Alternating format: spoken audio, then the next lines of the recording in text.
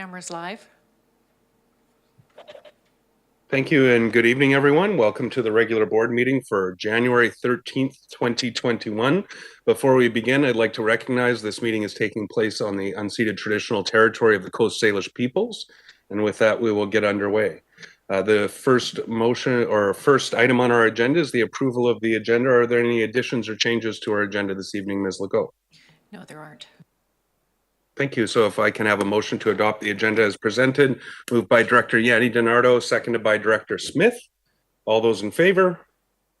Any opposed? None opposed. Motion carries. Moving on to adoption of minutes of the December 9th, 2020 board meeting. There's no errors or omissions. If we can have a motion to adopt those minutes. Moved by Director Yanni DiNardo, seconded by Director Sebring. All those in favor?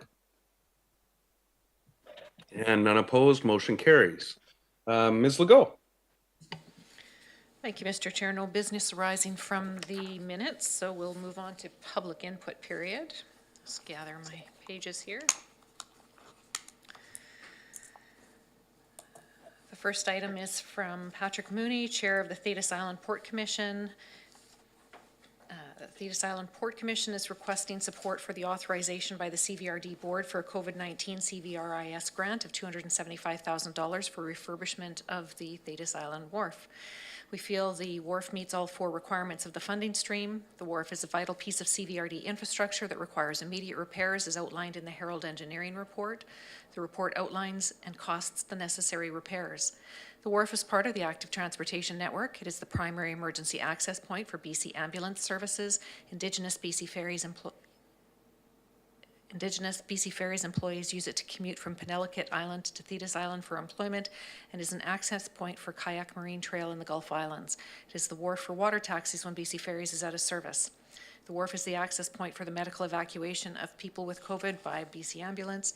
The wharf is vital for disaster mitigation, earthquakes, and fire evacuation access, a vital piece of infrastructure for the island. Your support for this application is greatly appreciated, and it's signed Patrick Mooney, Chair of the Port Commission. Thank you. The next item is from Andy Lamb. As the Director of the Thetis Island Improvement District, a member of the Port Commission, which oversees the community dock on behalf of Thetis Islanders, and a longtime resident, I'm writing to strongly support a grant to fund necessary repairs. Our community dock, formerly a federal government asset, has long been vital to the island life. It is a health and safety lifeline to Thetis Island, as well as several smaller adjacent islands. In addition, this vehicle-accessible facility provides many recreational and professional benefits to resident islanders, visitors, and previously mentioned adjacent islanders.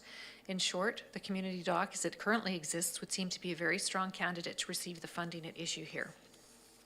It's signed Andy Lamb. The next is from Keith Rush, Chair of the Board of Trustees, Thetis Island Improvement District. We manage the funds for the Thetis Island Volunteer Fire Department and First Responder Service. The community dock is essential, in bold, for transferring patients from our first responder vehicle to the water taxi, which has BCAS paramedics on board. We have upwards of 60 FR calls a year, and a full 15 to 20% of those calls are for non-Thetis Island residents, such as summer camps, boaters, or visitors. Emergency medical calls come at any time of day or night, and always use the dock, as we have not used BC ferry services in more than 2 decades. It is critically essential that this piece of infrastructure be available not only for foot traffic, but emergency vehicle traffic as well. The Thetis Island Improvement District is requesting support for the authorization of the CVRD Board for a COVID-19 CVRIS grant of $275,000 for refurbishment of the wharf. The next item is from Ron Bannister, President of the Thetis Island Community Association. The board and membership of the Thetis Island Community Association, which operates the Forbes Hall Community Centre, supports the application for grant funding of up to $275,000 for the Thetis Island Wharf refurbishment project. The Thetis Island Wharf is an essential piece of community infrastructure that must be maintained in order for it to contribute to facilitate emergency medical egress and emergency transportation link should BC ferry service be interrupted. The loss of this critical infrastructure would have serious implications for the safety and general livelihood of all residents of Thetis Island and for all potential visitors to the island from the wider community, province, and beyond. The next item is from Wendy Hinsberger, President of the Thetis Island Residents and Taxpayers Association. Our association wishes to endorse the proposal to receive financial assistance via the program to support the Thetis Island Wharf refurbishment. The importance of the wharf to all residents and visitors to Thetis Island cannot be understated. The wharf is an integral part of our health and safety infrastructure. The wharf provides a link to Vancouver Island for those requiring immediate evacuation for health issues and emergency care. The wharf is a critical transportation link for management during potential disasters and, in fact, in case of BC ferry disruptions. Please consider Thetis Island Resident and Taxpayers Association as supporters of the proposed grant to benefit all. The next item is from Bernard Yearlink regarding CR 1.2.1.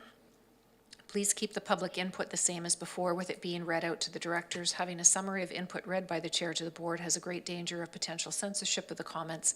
The board should keep in mind that it is there to serve the citizens of the CVRD, and the citizens deserve to have their voice heard on matters discussed before the board that matter to them. The next item is from Cliff Evans. On this evening's agenda is CR 1.2.1 and 2, public input to CVRD meetings. During the recent virtual budget meetings, I was amazed how well it was accepted by both the public and the budget committee.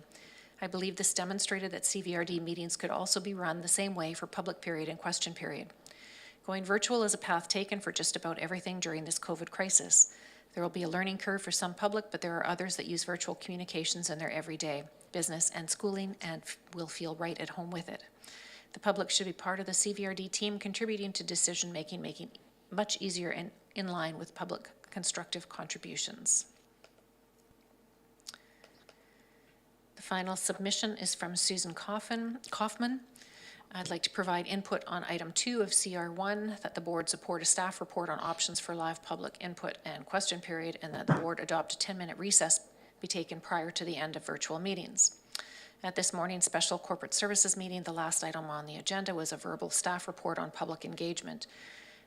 No further indication was given. I waited to hear the report before sending in my question, but without a break, my question did not arrive in time to receive an answer. It was a simple question as follows: can the public know when public meetings on the budget will be published? I'd like to hear input from our neighboring community members before the meeting today. I wish to echo the kudos to staff for content and hosting. Mr. Chair, the restrictions on the ongoing public health crisis will be with us for some time yet. We would like to be equal participants in the process and be afforded the same opportunities of participation afforded to delegates, applicants, and those who engage in other forms of public engagement. And that concludes public input period. Thank you. So I don't believe we have any delegations, so that does take us down to a report of the chairperson. I just wanted to make a brief statement. Over the weekend, many of the leaders in the Valley have spoken up against racist and racism and racist comments and incidents within our community, specifically targeted towards Cowichan Tribes members as the COVID information was released from the community. I'm not going to explain away any of the reasons why Cowichan Tribes is more transparent than our own health authorities about COVID infections within their community.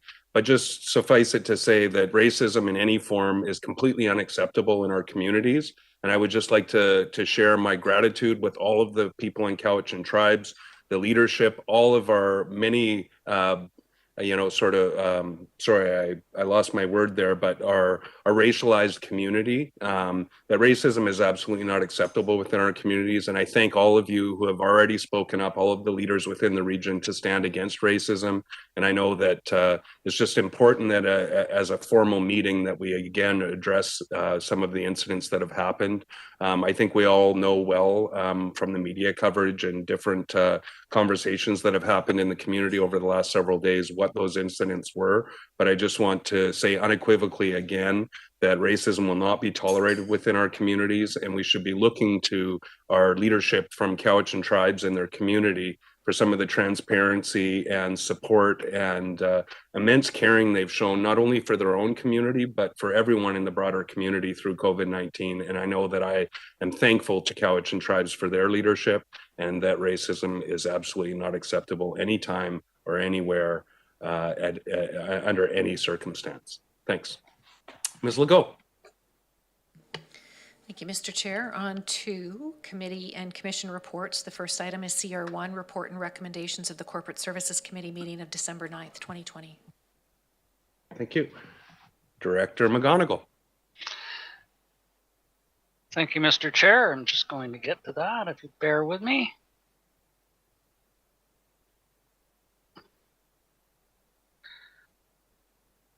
So your Corporate Services Committee report and recommends from December 11th.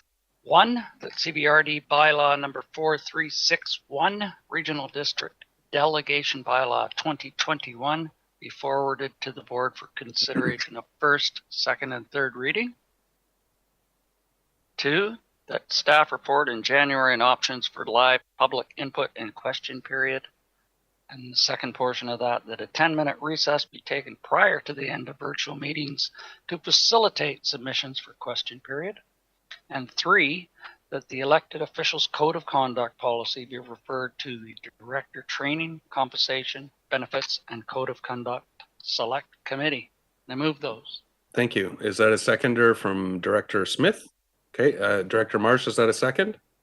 Okay, well, I'll go through a speakers list. I'd like to have a seconder on the resolutions, please. Director Sebring, thank you. I've got Director Smith and then Director Marsh. Thank you. I'd like to pull number 3 for further discussion. Thank you. Okay, Director Marsh. Yeah, thank you, Mr. Chair. Our esteemed chair, Mr. McGonigal, mentioned that these recommendations happened on December 11th, but actually it was the meeting of December 9th, and it looks like they were probably typed up on the 11th. So just in case anyone listening wanted to Google them. Thank you. We'll take that correction. Okay, so we'll pull number 3 for discussion. Any further discussion on items 1, 2.1, and 0.2? Seeing none, I'll call the question on those items. All those in favor? Any opposed? None opposed. Motion carries. On to CR13, Director Smith. Yes, thank you, Chair.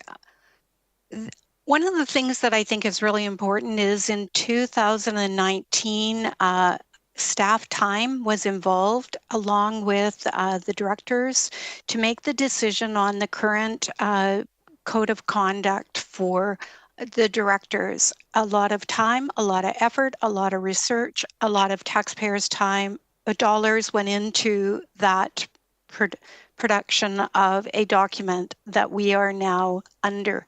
I think that reviewing it so quickly only brings to light that it means that are we being pointed at to say that that was poor judgment on our part? I think that we have a good code of conduct. I think that investing more time, staff time on redoing a document that is already a good document. As a director, I find myself under so many code of conducts that I think that at some point you reach a point of saturation. And I think that if we move forward with referring this back, we will end up spending a lot more time when we have more important areas that we should be working on. And I can't move this forward at this time. I think it needs to maybe be looked at a future time when a new board comes in. But right now, I think it's a very good document. I feel that it represents the direction that the directors that worked on putting it together and the staff actually works for us as CVRD directors. I would not support referring it. Thank you. Thank you. So it has been moved and seconded and was well debated, I think, at committee. So I'll call the question. I don't see any other hands. All those in favor and opposed? Director Smith, Morrison, Wilson, and Kuhn, and Yanni DiNardo, and Acton opposed. Motion carries. So that is, did you get those names, Ms. Legault? It was 6. Thank you. Ms. Legault, I believe we're on to CR2.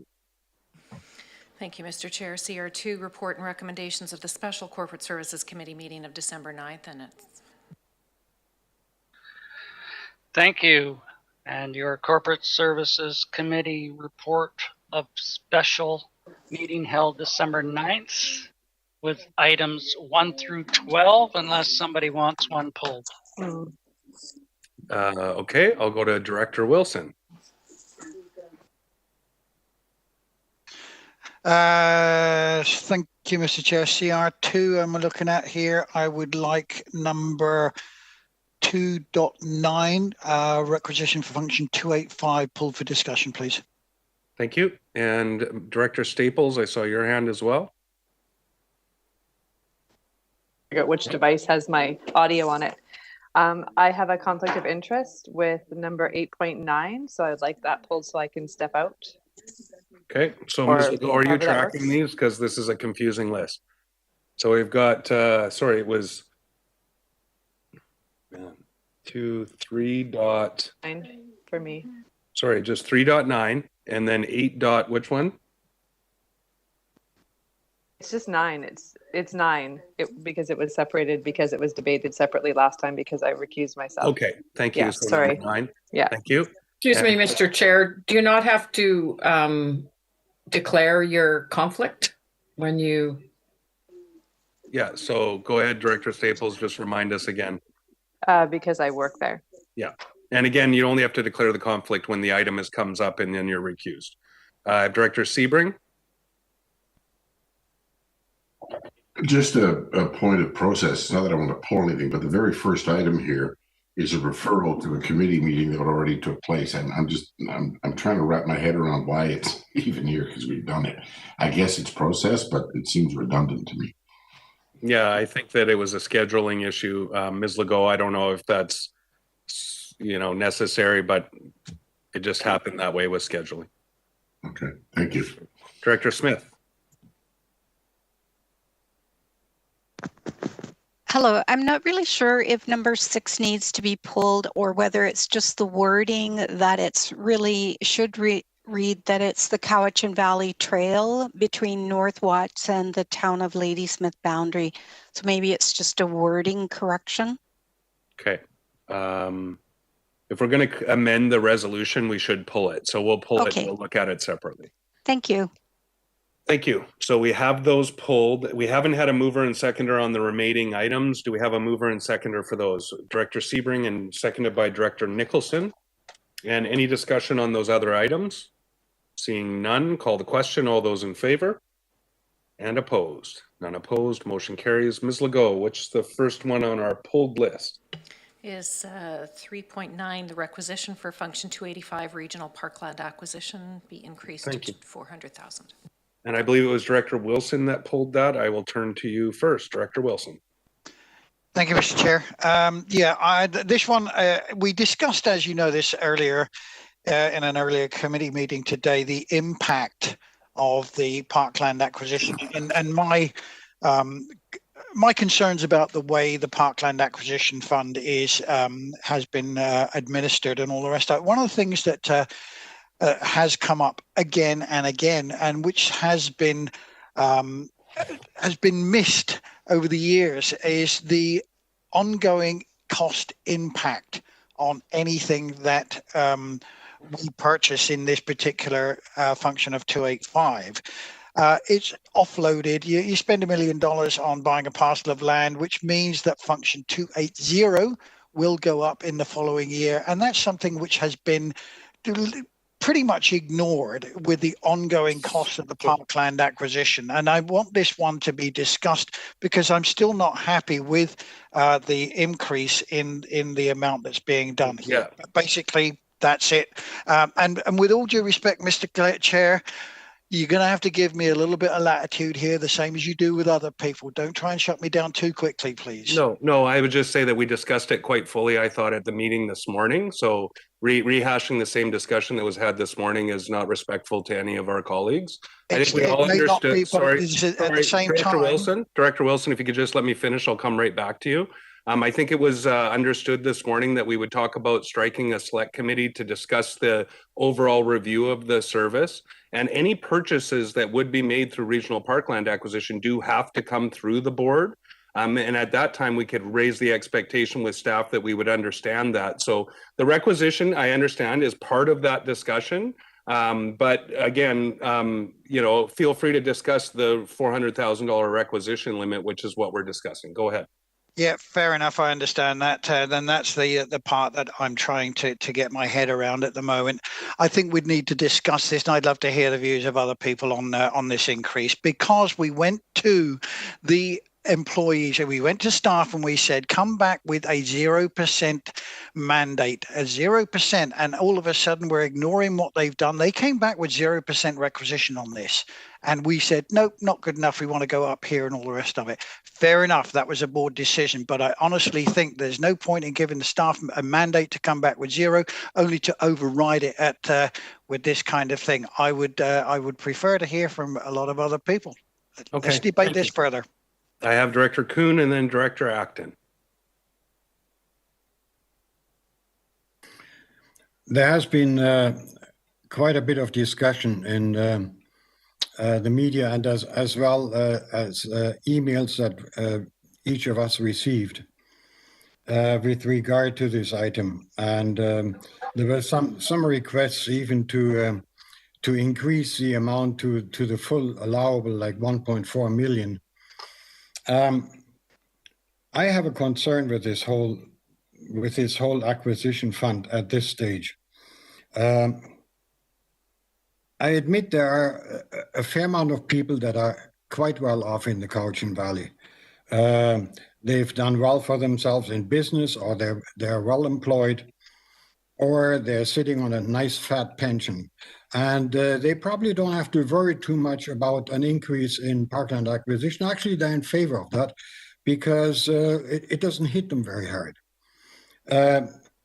I might point out, though, there's this other segment of the population where people have lost their jobs, or they're working 2 jobs, and they're living in houses too. And for them, an increase in taxes is not really a viable solution right now. So to me, looking at the economy in Canada, Stats Canada just published the numbers of people that lost employment in the last 12 months, and it's over 640,000 people that lost employment in the last 12 months. The economy in Canada is only kept up and only prevented from collapsing by the federal and provincial governments taking out trillions of dollars in loans to send checks to the populace to support.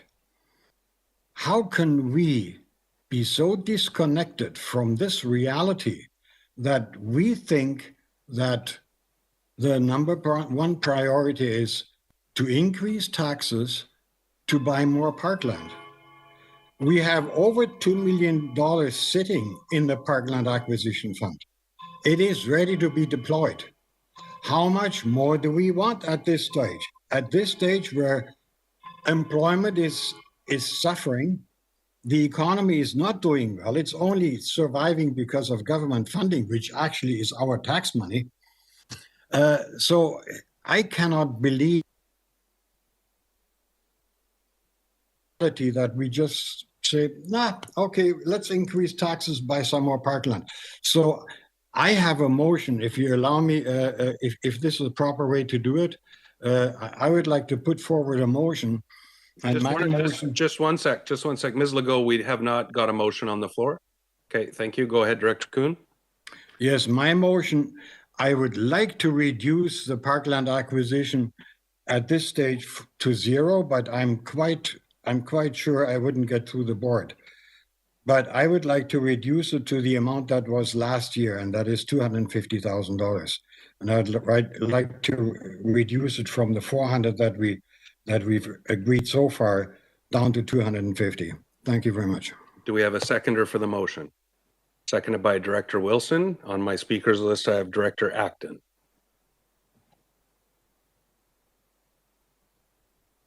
Director Acton? Sorry, we can't hear you, Director Acton. It's not saying you're muted, but we have no sound. Oh, I just heard something. Can you hear me now? Yeah. To the motion then, I guess I had something else to say, but now it's mute, I guess. And everybody's already made their decision on this. I'll be voting against it. I would even support an increase in the parkland acquisition, so I won't be supporting this new motion. I just wanted to, I was there at those budget meetings that we had, and asking staff to come back with 0 meant we started there at 0 instead of starting at 2.5. And if we felt like things were important to our strategic plan, we would add them. And to me, this is really important for our strategic plan. And there's countless, anyway, I'll just stop here. No one's going to change their mind on anything, but I won't be supporting this motion. Thank you. I have Director Marsh and then Director Wilson. Yes, thank you, Mr. Chair. I believe I earlier, hours ago, referred to an article in The Guardian about the coming catastrophe and collapse of climate and species. So I just want to read a little bit of something from that article. It's a report they quote, and it says, "The report comes months after the world failed to meet a single United Nations ACHI, I don't know if that's how you pronounce it, biodiversity target, created to stem the destruction of the natural world. The second consecutive time governments have failed to meet their 10-year biodiversity goals. This week, a coalition of more than 50 countries pledged to protect almost 1/3 of the planet by 2030. And I just want to remind directors that parkland, that fund is not just for land that we have to manicure and maintain and make beautiful as a park. It can also include particularly special ecosystems close to rivers, such as the Coxsala, which is every year seems to get lower and lower. And so I don't support this at all. And I have confidence in this board that though we sometimes come here leaning in a certain direction, that we all take that oath of office to have an open mind really seriously. So I won't support Director Kuhn's motion, but if it fails and Director Acton has another motion, I may very well support that, because I do feel that if everything collapses, it's going to cost the poor people, as we know, amongst us, way more than the rest of us on the way down. And so the time to we only have a very short period of time, less than 10 years now, to catastrophic climate change, to give ourselves a chance to actually survive as a species. And that's what 98% of the scientists are saying. So we do have a mandate. I haven't heard anybody screaming that we shouldn't be doing it from the public. I've also heard from people, as Director Acton said, that want it to be the full requisition that it actually, I don't think, ever has been. So I'm done now. Okay, thank you. I have Director Wilson and then Director McGonigal, and I would reflect on some of the comments that were already made, saying I think that there's some, we already did debate this quite extensively at committee, so I don't think we need to rehash our previous arguments. So I will go through the speakers list and people are free to speak, but we can move to a vote fairly quickly, I believe. I have Director Wilson, McGonigal, and Director Morrison. Thank you, Mr. Chair. I get very sad and I get very disillusioned with what I hear at this table sometimes when I hear the words paltry or only $25. And I'm glad if $25 or $50 to people is a paltry sum. To others, it is not a paltry sum. It's not a paltry sum. To me, it never has been. And if you want to go taxing people another $100 on top of that, with the increased cost of maintaining everything that goes with it, then I don't think you're living in the real world as we are right now. There was mention of ecotourism. Let's address that ecotourism. One car puts out 4.6 metric tons of CO2 a year. 1 acre of forest takes a year to absorb 2.5 tons of that. So 1 acre of forest, so every car that you bring in here, which is pushing out all sorts of pollution. So ecotourism is not a value argument to me at all. It's just pushing out more stuff into the air, which our forests, which by the way we don't own at the moment, are trying to cope with. So that one doesn't fly at all. But I'm going to go back to amounts again here. Talking about putting out to 1.4 million, you're going to add another $200 at least to each person, plus the cost of, get real, people. Let's not start talking about onlys and poultries and little bits of money. Director It's Wilson. not. It's absolute money to people who need it. Thank you. Appreciate that. Director McGonigal and then Director Morrison. Thank you very much, Mr. Chair. It's like Groundhog Day all over again.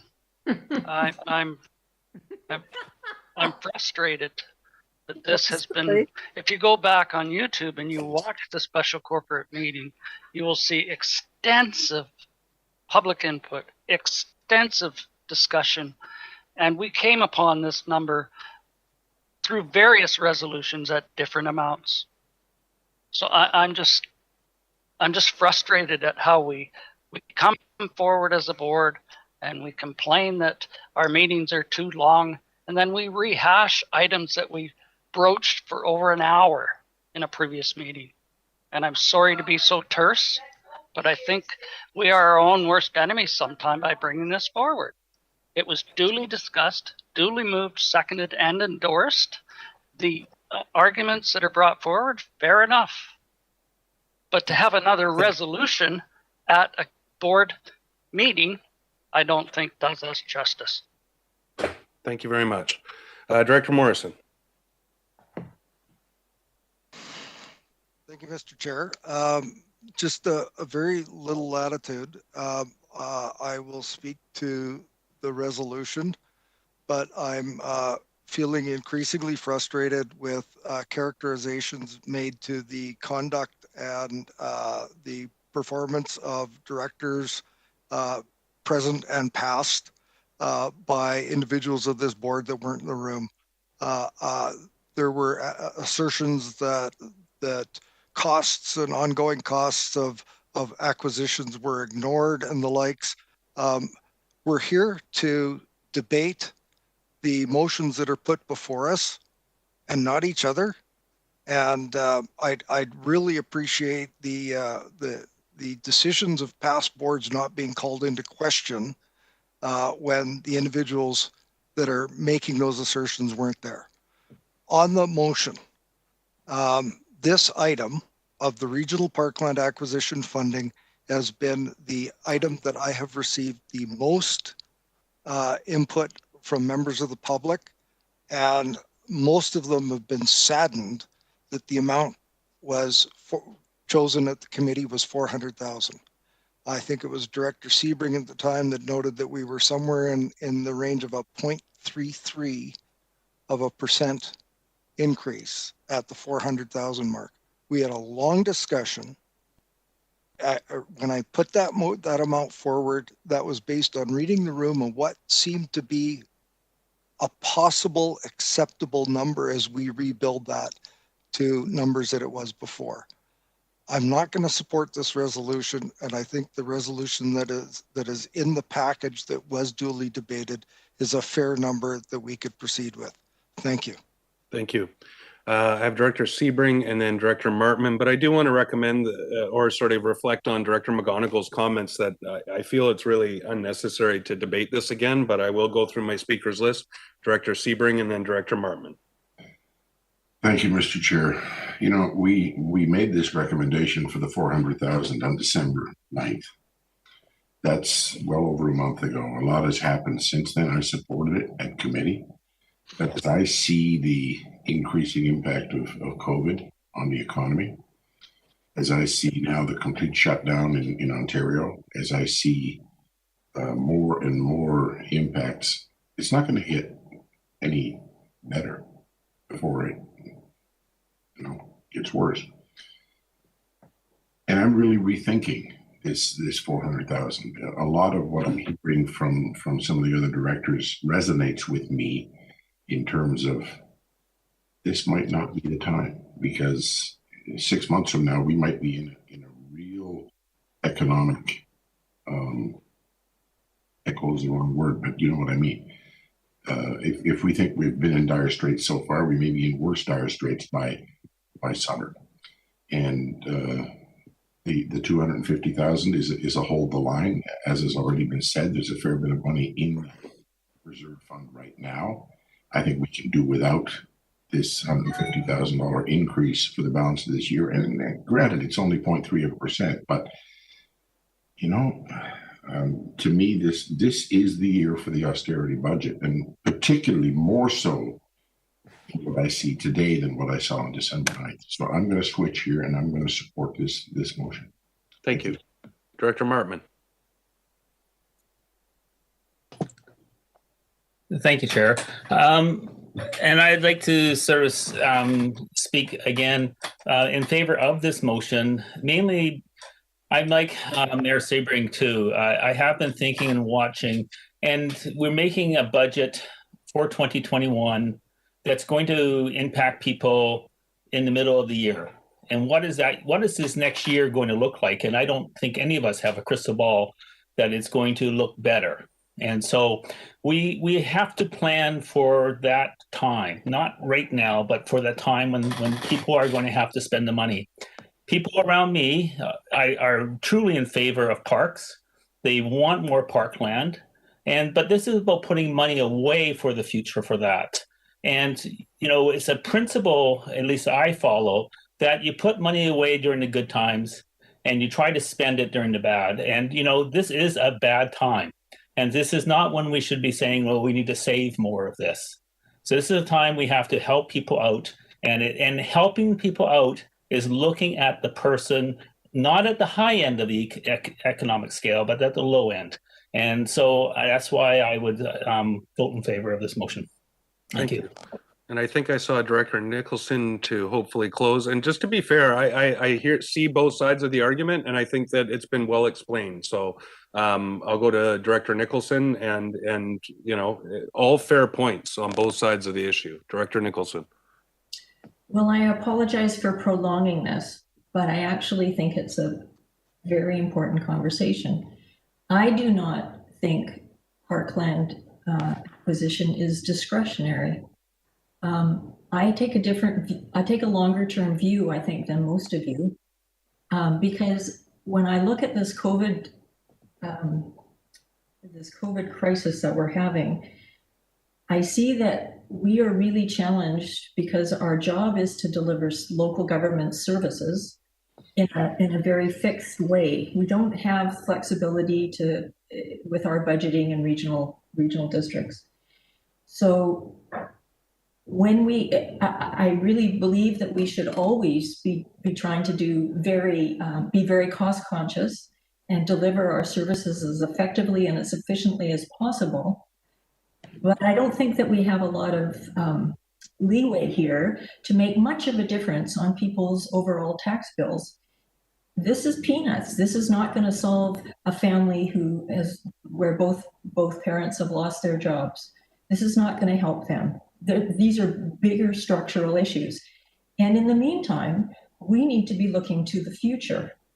And if you think the COVID crisis is challenging now, there's just going to be one crisis after another as the climate emergency really starts to roll. And one of the things that parkland acquisition is not going to solve all of our flooding and drought issues, but certainly we've really screwed our land, the environment to a large extent. This is a valley that's largely held privately. We don't have the luxury of crown land. So acquisition of key properties where we can help to mitigate flood issues or help to sort of ameliorate big swings in water flows in general through the year is going to be very helpful. And that's just on the waterfront. There are a lot of other issues around ecological services that natural areas provide. I actually don't believe that a number of people on our board have a good understanding of the importance of well-functioning ecosystems. But certainly we're going to be feeling the crisis as we move forward with this climate emergency. And I think personally that if you do not invest now, the costs are going to be out of sight in the future. So it's better that we have this conversation now and not rush it than to be in a place where we can't even cope in the future. And so I will certainly vote against this, and I was certainly in Director Acton's corner if she was willing to propose an increase. Thank you. I'll go to Director Marsh, and then hopefully we can call the question on the motion that's on the floor. Director Marsh.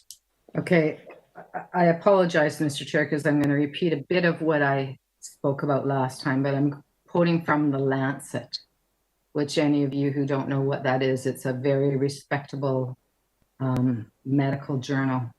And it's talking about how, particularly in Denmark, they actually culled all mink in the country, estimated to be approximately 17 million animals because of the circulation of severe acute respiratory syndrome coronavirus 2. So that's what we've been talking about today earlier. We have, as human beings, by developing in a way that is sprawl rather than keeping an interface between ourselves and other mammals, we have encouraged, not on purpose, but just because of proximity, the passing of illnesses from humans to animals and animals to humans and mutations and et cetera, et cetera, et cetera. And so, you know, I'm sure everyone's tired of the subject, but you know, this is who I am. I can't just not say it. The best way to protect ourselves in the future from these deadly, deadly viruses is to create a lot of green space around where we live so that those animals can live in a natural place rather than scrounging through our backyards. You know, I mean, we've got raccoons having babies under our porches. And, you know, I mean, I never would have thought until we found out this year that mink could make a mutation with COVID and pass it further. You know, human beings, we act like we know everything until we learn something new. And then we go, oh, and now we know this. So we have the mandate. And the other thing about money, I want to speak about money. So I'm living in a home, I'm retired, I'm working I could go back to work, but say I couldn't. So I'm working for what I get paid at local government.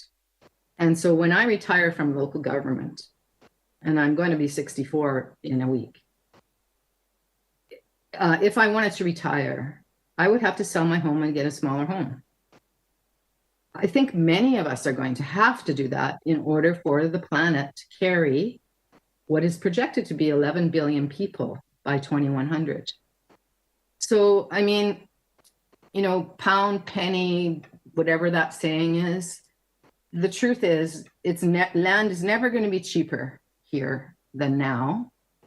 And health is not going to continue to get better if we continue to vote down the natural world that creates a barrier between ourselves and other mammals that carry diseases that we have no immunity to. So I don't support Director Wilson trying to change this. And I will actually, because I voted for the whole works last time, waiting to see if the hordes would come out. I would support a motion to increase, but not to decrease. Thank you. So I don't have anyone on my speakers list. I'd like to call the question on the motion, which is to set the requisition at 250,000. So I'll call the question. All those in favor? And opposed? We have directors Nicholson, McGonigal, Marsh, Staples, Salmon. Opposed? 1, 2, sorry. Let's keep our hands up, please. Okay, directors Nicholson, Morrison, McGonigal, Salmon, Marsh, Staples, and Acton opposed. I think that's, how many, Ms. Legault, is that? So I'm just going to go through the list because this is actually a weighted vote. So I just want to make sure that Thank you. I was just going to say that this would be a weighted vote. Yeah, thank I want you. to make sure that I have the names correct. So opposed, Director Salmon, Acton, Nicholson, Morrison, Staples, Marsh, and McGonigal. Did I miss anyone? And sorry, and so if we're tabulating weighted votes, I'm also opposed. Okay, so if you can just give me a second to do the math here. Thank you. We'll just take a 2-minute recess. I've been writing down so many names, my pen is out of ink, so I got to go get one. I'll be right back.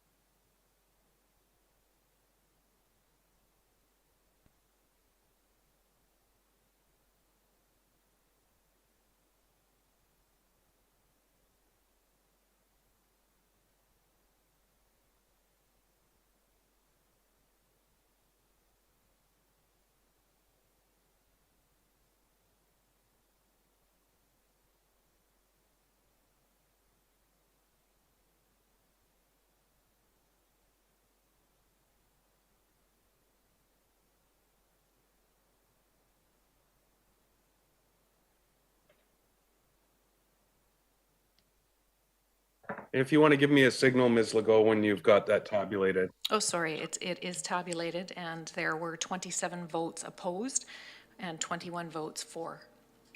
So the motion fails. Yes. Thank you. So we'll go back to the floor. The item's still on the floor. Director Acton. Thank you, Mr. Chair. I guess since my colleagues have kind of pushed me into this, I would support an increase in this requisition, but I first wanted to say I was a part of the board that made that decision, and it was actually, in my opinion, really poor foresight. And we promised the community that we would increase it back to the 750,000. That's where it was when we reduced it. We tried to reduce it to lessen the burden of 2 new functions. So we all know that story. So I would propose that we raise it to the 750,000. And for those who are kind of on the fence, I would suggest that you just go for it, because today's not the last day. This is not the final hour. So we can still change it later if we're looking at the whole tax requisition and panicking. But I just put it out there at 750,000. I think we owe it to the community to put the requisition back up. And if we need to, let's look at taking it away from some other functions that are, in our opinion, not as important. Thank you. And I know that you can't move money, but I hope you understand what I mean. Yes. So the resolution then would be that the requisition for function 285 regional parkland acquisition be increased to 750,000. That was seconded by Director Nicholson. And again, I know we're probably going to have the same arguments again, but I will go through the speakers list once again. Director Wilson and then Director Marsh, and then we'll see where we go from there. Thank you, Mr. Chair. I'm truly amazed at the ease at which this board takes money out of people's pockets. I just don't understand that you have or it seems to me that there is very little understanding of the value of $1 in somebody's pockets. Director Wilson. Again, I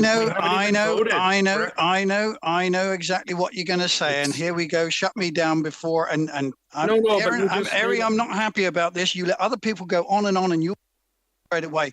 And all right, I'll shut up for now. No, I was just trying to say that we haven't even voted yet, but you just accused your board colleagues of taking monies out of people's pockets, and we haven't voted. At the ease at which they debate taking money out of people's pockets. Yeah, I'm but you're- done here. There's no point in. But Director Wilson, you haven't even seen the votes of your colleagues yet. So when you say a blanket statement like the board members take how the ease we take money out of people's pockets, you haven't heard the debate yet. So Okay, let me clarify then. We're going to now go for 750,000 from another, which has already been debated, as you say there. Yeah. With just like that, let's go to 1.4 million. Why stop at 750? Because Director Wilson, I appreciate that, but we haven't voted. So you're making conclusions and accusing your board members of doing things they haven't voted on yet. There's been a motion put on the floor. Maybe you can comment after we've actually discussed it and voted, because you may find that it's not passed, but let's just give the opportunity for people to debate the number that's on the floor. I'm understanding that you're very uncomfortable with 750,000. Thank you. And hopefully we can just express our feelings on it and debate the motion that's on the floor, and then we can vote, and then we can make judgments about our colleagues' decision making. So I'll go to Director Marsh.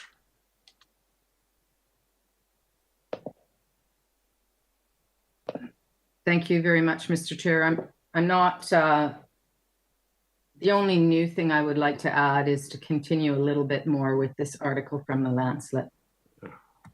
The unbridled spread, and they're talking about COVID too.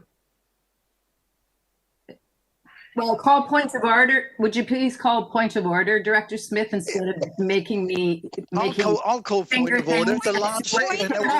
Oh, come on. This is. Sorry, excuse me. I'll recognize if someone. Chair. Sorry, if somebody wants to raise their hand in an appropriate manner, which is thank you. Would you like to call a point of order, Director Smith? And you can tell us under what format you'd like to call a point of order.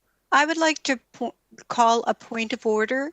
First of all, reading a document that none of us have had an opportunity to read is... It's not a point of order. Could you please call the procedural motion that you're calling as a point of order? We haven't even heard what Director Marsh said yet. Is she actually debating the question? I don't know yet because we haven't heard. Well, we seem to be continuing to hear on and on and on, and it never is an actual point. Sorry, Director Smith. Director Smith, we're having both sides of the debate are doing the same thing, and I will try and limit the debate if we find that it's just repetitive, which seems to be, and I don't understand why there's a small group of the board that tends to want to fight back and forth on the same issues, making the same points again and again. We're trying to referee here as chairs, and all of the chairs are becoming quite frustrated with having to sort of mediate arguments between two small groups of people. So if Director Marsh wants to make a succinct point on the motion that's on the floor, I'll give her the opportunity. And if it's out of order, I will do the same thing as I did with Director Wilson. I just think that this is really poor form on everyone's behalf to be doing this when I think we all have a good understanding of the issues. We're talking about the considerations of the impacts of COVID on people's finances versus the climate emergency and their different perspectives there. But I would implore, please, to all sides of the board, we don't need to repeat those arguments again and again. We all understand it, make your point succinctly, and then we can vote on the actual item. Okay, so Director Marsh. If I hear you correctly, you would rather I did not read from anything. As long as it's very succinct and to the point of the motion, I have no problem with reading something. Well, I don't know what you consider succinct. Succinct is as the definition is very pointed and direct and hopefully to the motion that's on the floor. Well, it's very pointed and direct. And in my opinion, it's one of the reasons why I support the motion on the floor. And it's one of the things that I'm debating is that you don't necessarily have to buy land to make it into a park. Sometimes you buy land so that it gets to stay land and it doesn't get all dug up and built over and become a brownfield. So, you know, clearly, I'm just not going to say anything more. I mean, it's the science. If we have a board in Cowichan that doesn't want to read the science, then that's their business, and that's their conscience. So this is the same thing I'd asked Director Wilson not to do, to describe motivations to people's decision-making until they've even had an opportunity to vote. Okay, well, here's the thing I'd like to say, Chair Stone. Your position on the issue is? That we need more natural land to prevent the interface between wild animals and humans and diseases that mutate between them, to protect our watersheds, to help to mitigate or adapt to climate change, to have healthier, happier lifestyles. Many of us came here because of the forests and the beautiful land. And my final point is that I forget what year it was, but a referendum passed for double the amount that Director Acton is suggesting. And Director Acton also said, and she's right, this isn't the final point. So if the hordes of people come out and say, no, we can't afford this, you have another chance to do it. But thank you. Anyway, I apologize for being upset, Mr. Chair, but so often when I'm speaking, 3 or 4 people are going. Well, I think Director March, I've cut off Director Wilson under the same kind of auspices that we're repeating the same arguments. It's not against you, but we're finding that there's 2 small groups of people monopolizing everyone's time at the board, arguing the same issue from different angles several times, right? So we've all made our case on the issue of parkland acquisition. There's a motion on the floor. I don't know if we need to re-enter the same debates again and again. All I'm asking for is that we can succinctly make the point and we can call the question, because we're not convincing anybody here. I would not seeing anybody changing their minds. Why even debate it? Why not just stick with what we already did? I would move that the question be called. Thank you. I actually am going to give Director Kuhn and Director Martman an opportunity to speak. They haven't spoken, and Director Staples. Or Director Kuhn introduced the previous motion, but please, if we could set an example by being succinct. I just want to point out there was a comment made that we don't really have to use the land that we buy as park. We can leave it as it is. I would like to remind the remainder of the board, we are surrounded by forest land. Yes, it's not our land, it's private land, but it is forest land and it is there for all the animals and for us to enjoy. So please, don't get carried away that we have to own it. Thank you. Director Martman and then Director Staples. Thank you. I guess I'd just like to state that we're all right. All of us are right. Everybody has a solid reason and rationale for why they're making the decision, and I respect that. And I think the biggest thing for me is that it's about, we live in paradise. We all want to keep it a piece of paradise. And that to do that, we are all coming at it from different points of view. I guess I would like to just say, appreciate the chair, that it's time to call the question. Thank you. I will give Director Staples her opportunity to speak, and then I will call the question. Yeah, I'd like to add something that actually hasn't come up in any of the discussions around this, and that's the topic of access. So one of the things, being in my younger years, a single mother, to parks, and those do exist. And so I think part of this as well, when we talk about the cost to our community, is that we have to also look at the cost of, again, of not doing this to our community. There's other costs that we're not thinking of that impact community when people don't have access. If we do end up with more private parks than publicly owned parks, then we are at risk at alienating a huge part of, or a large part of our population to have access to those areas. And so I just think that that's an important thing to consider when we're talking about cost savings and about the impacts of increases. Thank you. Thank you. And just a reminder that if you're not speaking, please try and mute. That sounded like somebody was clearing a plate. I did see Director Salmon. I've been asked to call the question. I've already cut the speakers list. I'm going to actually give you the opportunity to speak because you haven't spoken, but please could you try and just be as succinct as possible. Yeah, very briefly, I will support this the one reason the referendum was 82% in favor of this. So I see it as despite my often not wanting to spend money in this case, I would respect the overwhelming referendum in support of it. Thank you. So I'll call the question. This is to increase the requisition for, I lost the function here. Sorry, I lost my place here. I think it's 750,000. Anyway, it's function 285, I think. Thank you. Calling the question. All those in favor? And opposed?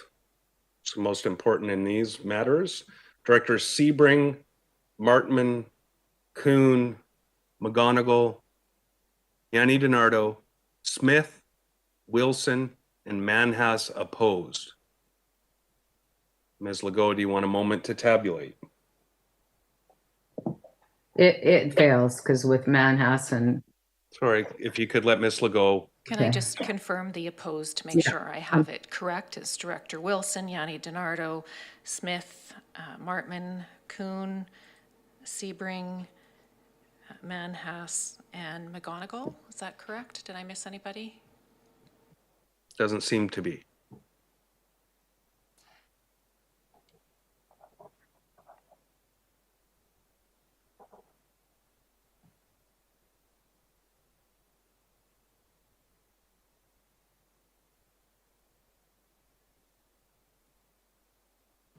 So that's 23 votes opposed. The motion carries.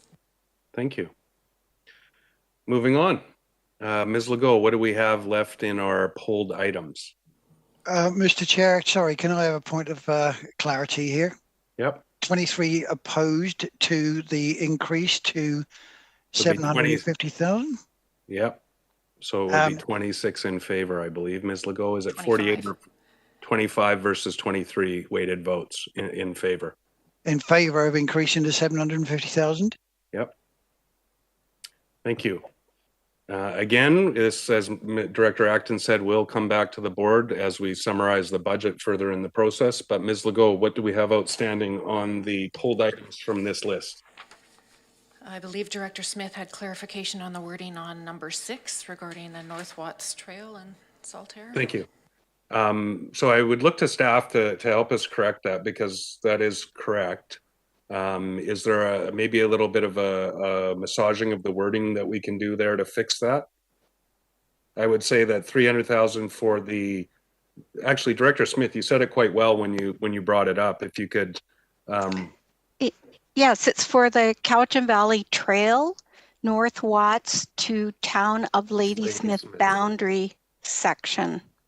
Be included in the 2021 draft budget for function 280. Everything's still the same. It's just. Ms. Legault, did you capture that? Okay, thank you. Is that moved by Director Smith?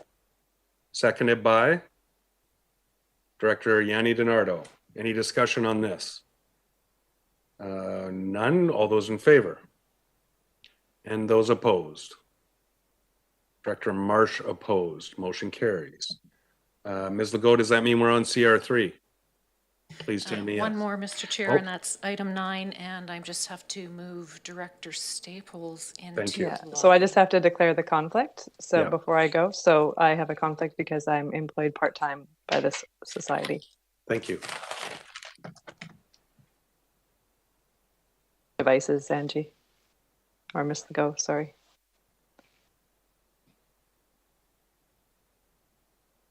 Yeah, we have the 2 Michelles to move out. Sorry, I was just having a mouse problem. Just a second.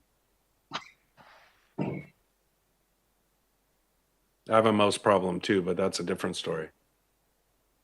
Typically in my woodpile.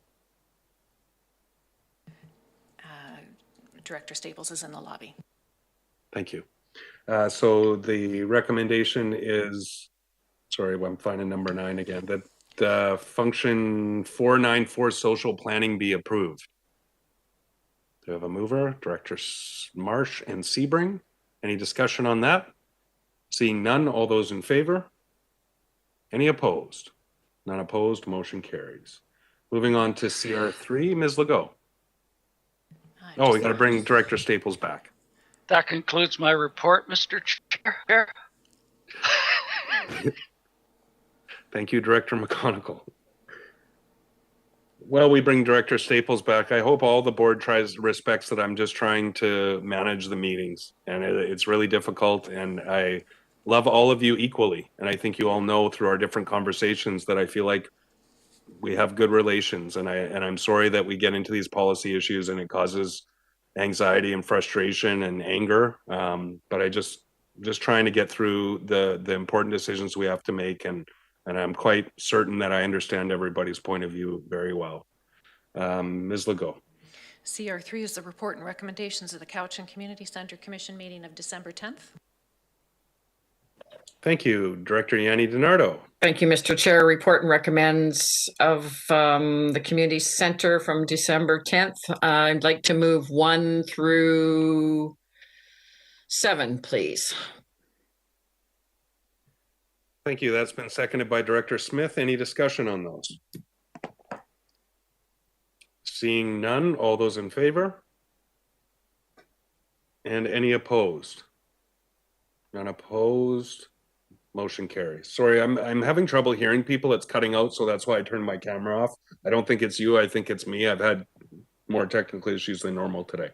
Ms. Legault, I believe that means we're on to CR4. CR4 report and recommendations of the Electoral Area Services Committee meeting of December 16th. Thank you, Mr. Chair. This is, I'd like to move 1 through 6. 6, thanks, because I have to scroll down. 1 through 6, I move. Thank you, and that's seconded by Director Kuhn. And I believe these are all for local area directors only, electoral area directors only. Is that correct? Yes? That's correct. Thank you. So for the 9 electoral area directors, is there any discussion on those? Seeing none, I'll call the question. All those in favor? Are there any opposed? None opposed. Motion carries unanimously. Ms. Legault on DR5. Report and recommendations of the Cowichan Lake Recreation Commission meeting of December 17th. Moving on back to Director Kuhn.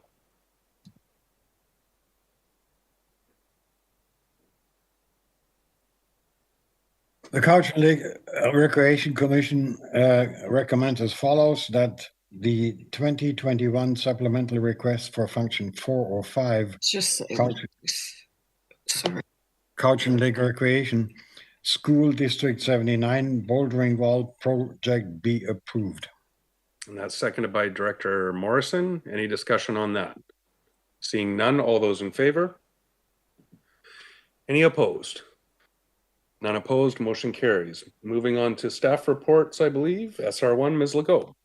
Thank you, Mr. Chair. SR1 is a staff report from Recycling and Waste Management regarding the Capital Regional District Solid Waste Management consultation.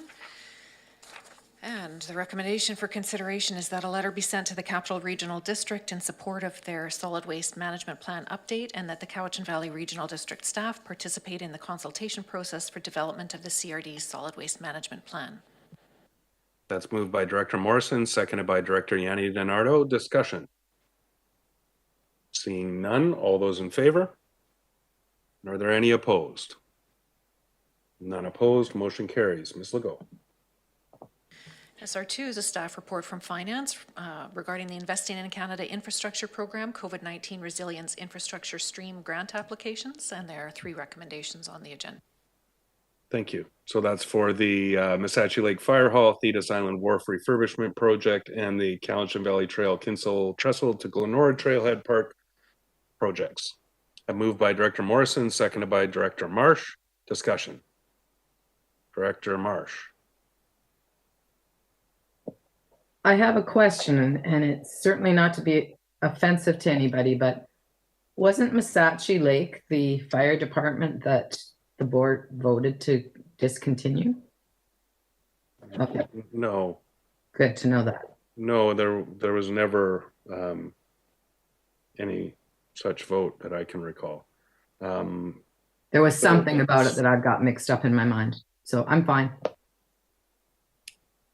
Any further discussion? Seeing none, all those in favor? And opposed? None opposed, motion carries. Ms. Legault. The next item is SR3 staff report from the Finance Division regarding Cowichan Housing Association Emergency Housing Grant. And the recommendation is that $20,000 be provided to the Cowichan Housing Association from the CVRD Housing Trust Fund for emergency assistance to the individuals displaced by an apartment fire on Lewis Street in Duncan. That's moved by Director Yanni DiNardo, seconded by Director Nicholson. Discussion. Director Sebring, and then Director Smith. Just a question, I guess, and I haven't read the staff report quite as thoroughly as perhaps I should have. How much? Let me rephrase this. How big an impact will this 20,000 have? I mean, we were having a discussion at North Cowichan this morning, and we almost had a special meeting because of a request for a $250,000 advance to see through the next 90 days for these folks until they find permanent housing. From that perspective, 20,000 doesn't seem like a lot of money. What are we getting for this? Thank you. I'd put that through to staff. Yeah. Through the chair to Director Sebring, the Cowichan Housing Association is looking to partner up with other not-for-profit agencies, faith groups, the federal and provincial government. So this is sort of seed money to be leveraged against. It hasn't specifically been defined. And I know that they have been in works with EMBC, and I think Mr. Elzinga has more information if you want some more specific information on that. It just seems, and this is the guy who voted against the parkland acquisition and wanted to bring it down. But I'm just wondering, what $20,000 buys us. That's all. I don't know if anybody, Mr. Elzinga. Through the chair to Director Sebring, there's a lack of clarity on the long-term solutions here around housing. So there's a considerable conversation between BC Housing, Emergency Management BC, and local organizations like the Cowichan Housing. So this recommendation up to $20,000 is if the local community has to partner in some way, shape, or form as we move through a longer-term solution here. Now, you used the term up to $20,000. Is that the recommendation is 20,000?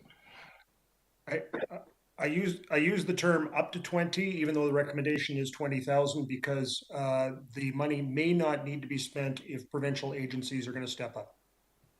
So should the motion be amended to reflect that? I'm just asking. Mr. Elzinga. I think the motion is fine the way it is. I would look to Ms. Wayner if she would like to recommend changing it, but I think the motion is appropriate. Through the chair to Director Sebring, the funds would not be expended unless there was actual expenditures. So the motion to say $20,000, that would give the maximum amount that would be released. Okay, I'm good. Thank you. Thank you. I have Director Smith and then Marsh.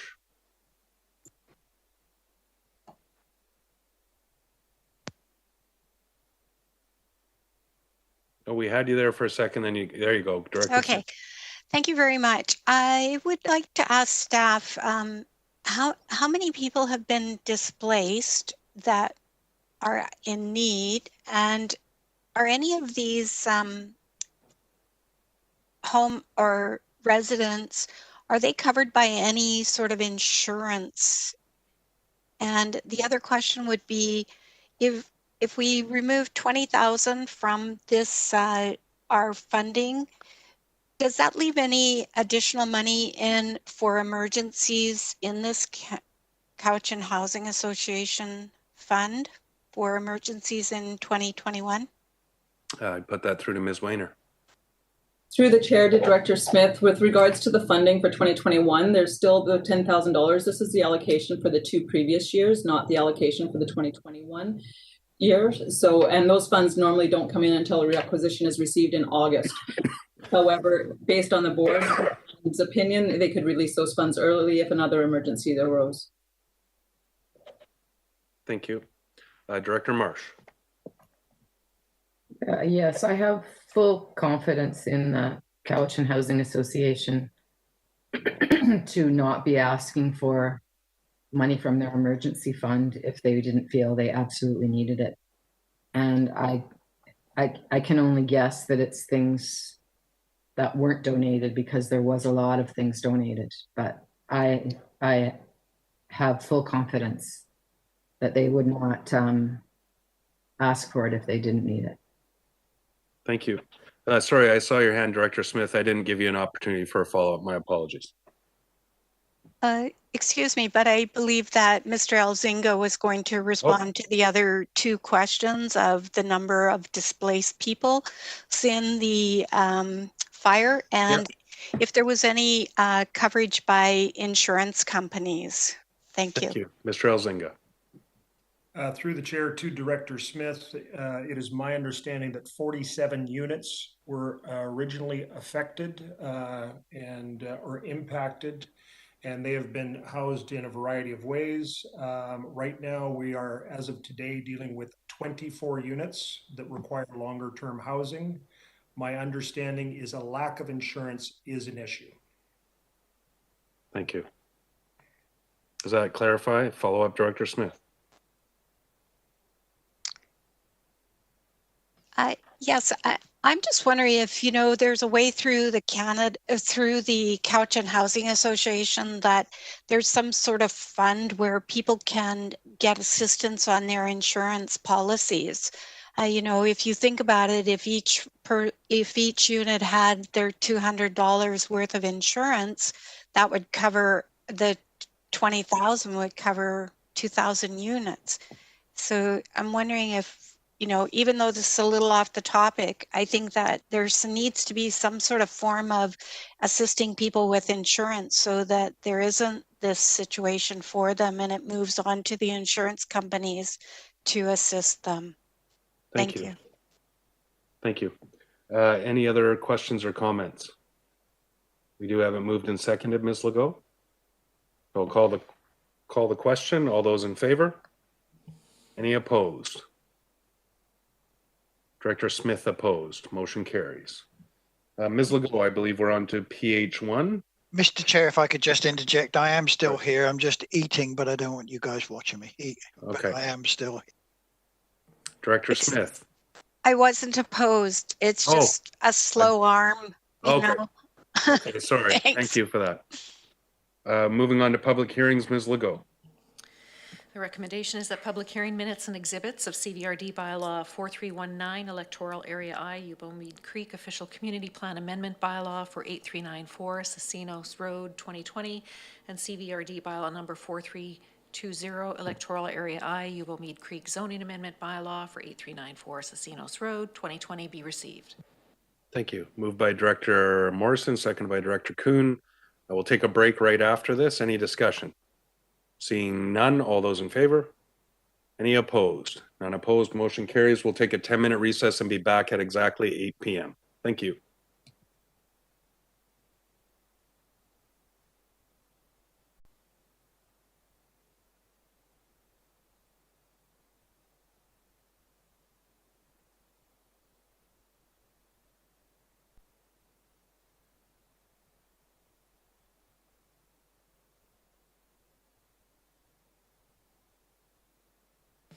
Try this again. We're live again. So item B1, CVRD bylaw 4338 Shawnigan Lake North Water System Service Amendment bylaw 2020 for adoption.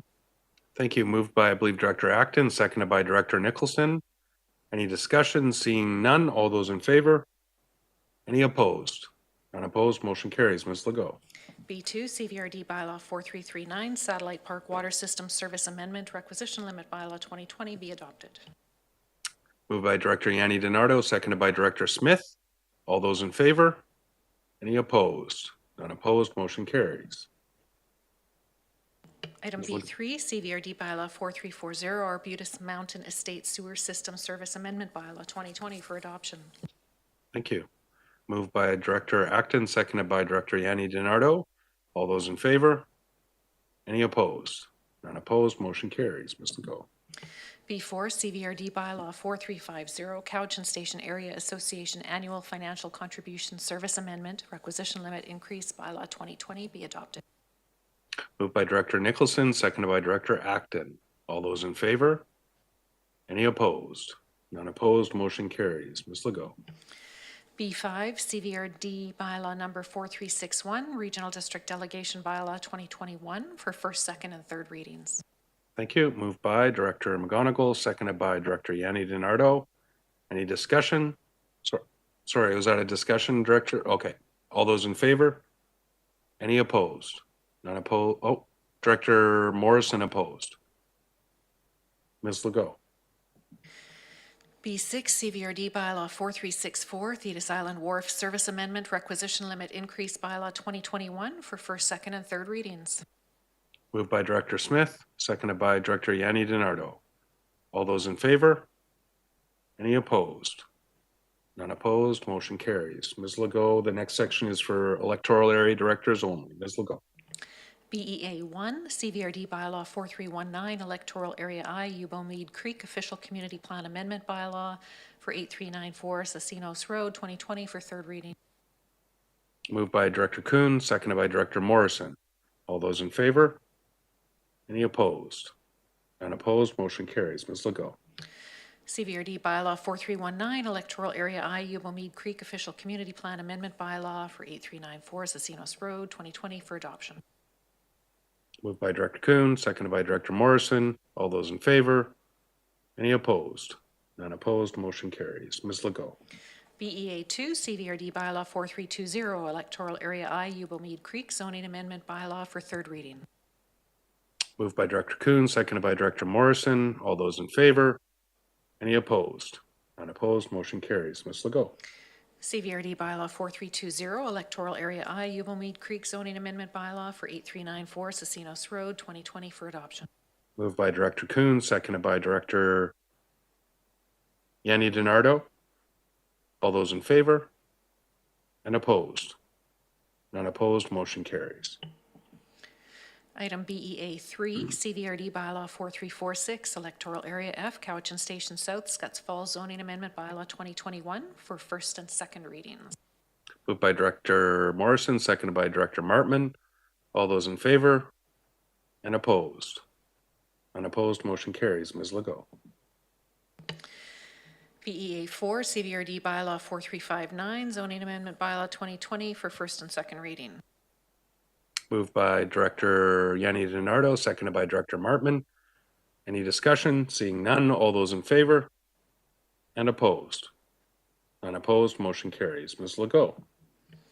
On to unfinished business. Item UB1 is an appointment to the Joint Management Committee between the Regional District of Nanaimo Area A and Cowichan Valley Regional District Area H for the active transportation path. And the recommendation is that Director Martman be appointed as the CVRD representative to the Joint Management Committee to explore and advance plans for a proposed active transportation path within RDN Electoral Area A and CVRD Electoral Area H. Moved by Director Smith, seconded by Director Kuhn. Any discussion? Seeing none, all those in favor? Opposed?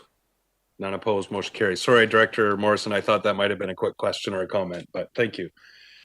Now, typically, with our new policy, we would take a 10-minute recess. I neglected, and Director Morrison did text me to remind folks during our 10-minute break to email in their questions.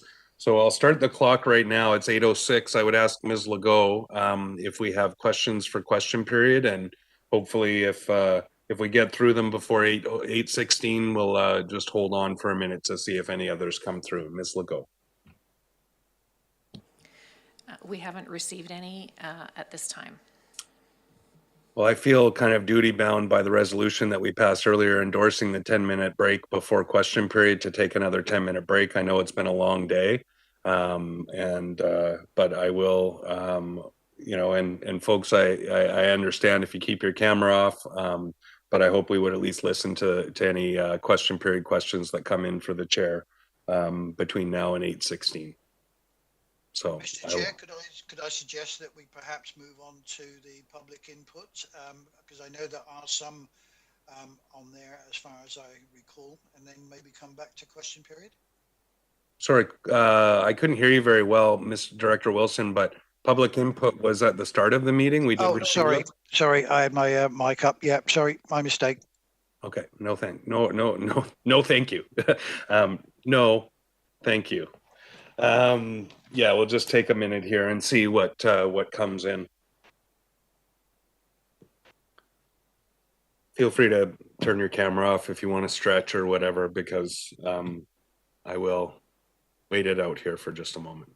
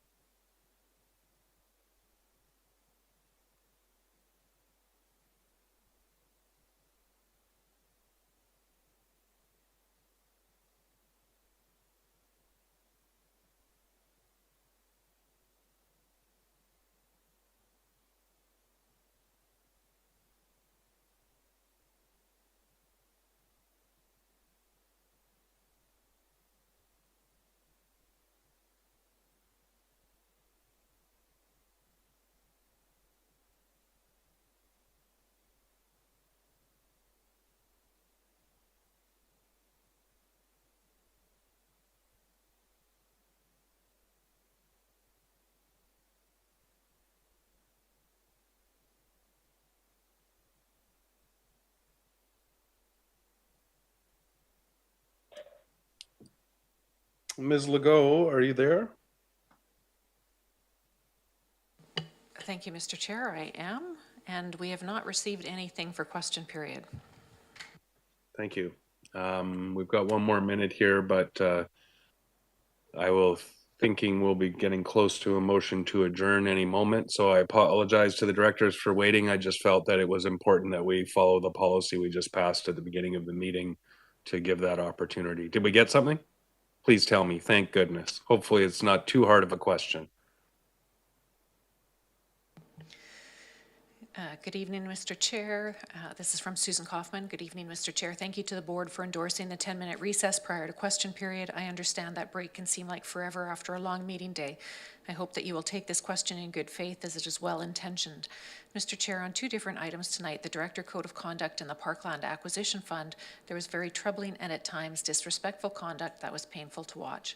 To that end, and with the best interests of all involved, would the board consider adding conflict resolution to the 2021 budget? I hope you take this not as a rhetorical, but as a genuine concern. Thank you. I don't think I'm I'm not in a position to make commitments on behalf of the board, but the point is well taken. I think that from my perspective, that emotions can get inflamed and we have different perspectives. And I actually was about to try and find Director Martman's for some reason. I just want to say I appreciate your words in the heat of that debate, that you really kind of expressed how I wish I could have expressed myself. So I thank you for your words. But at the same time, I think it's something that we'll continue to work on as a group, and I'm certain there will be subsequent discussions, but at this time I can't make that commitment from the chair, but I can assure you that there will be follow-up with the proceedings this evening. Are there any other questions for question period, Ms. Legault? There are not. Thank you. And I would entertain a motion to adjourn. Mr. Chair, we were going to return to closed session. Sorry. So a motion to close the meeting to the public under section Thank you. 91C of the Community Charter. Thank you very much. My apologies. Losing process. Moved by Director Sebring, seconded by Director Marsh. All those in favor? Any opposed? None opposed. Motion carries. We are recessed for just a few minutes while staff gets us ready to go into closed session. Do not leave this meeting. We will be using this meeting to continue